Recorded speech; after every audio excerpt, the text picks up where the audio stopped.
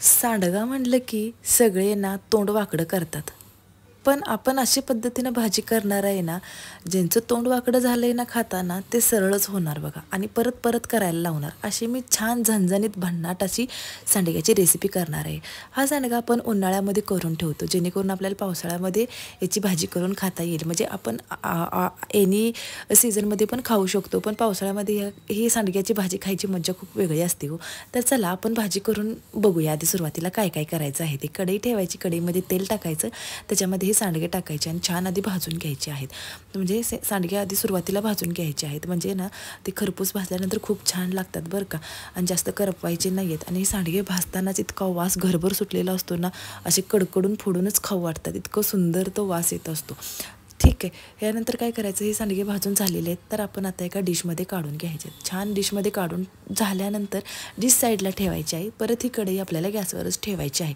गॅसवर ठेवल्यानंतर त्याच्यामध्ये तेल टाकायचं आहे, ते गरम करून द्यायचं आणि कांद्याची फोडणी द्यायची. कांदा टाकायचा आणि कांद्याबरोबर हे सांडगे परत भाजून घ्यायचे आहेत.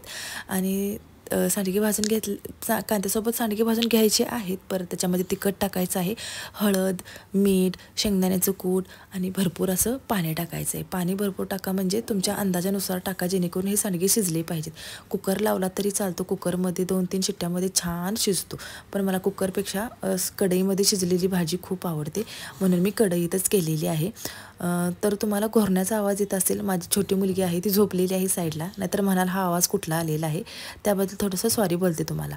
तर ठीक आहे, कोथिंबीर वगैरे टाकून झालेलं आहे. आणि शेंगदाण्याचं कूट पण घाला, कोण डाळ घालतं पण शेंगदाण्याचं कूट घालून पण बघा. आणि जरासं तेल थोडं जास्तच घालायचं बरं का. आणि शेंगदाण्याचं कुटामुळं पण खूप छान लागते भाजी. तुम्हाला अजून काही एक्स्ट्रा घालायचं असेल तर घालू शकता, पण मी एवढंच घालते. मला खूप छान बनवता येते असं मला वाटतं भाजी, कारण मला खूप आवडते ही भाजी केलेली. आणि ही भाजी दही, भाकरी आणि सांडग्याची उसळ एक नंबर लागते. नक्की तुम्ही ट्राय करून बघा आणि मला सांगा तुम्ही भाजी केल्यानंतर कशी करता ती.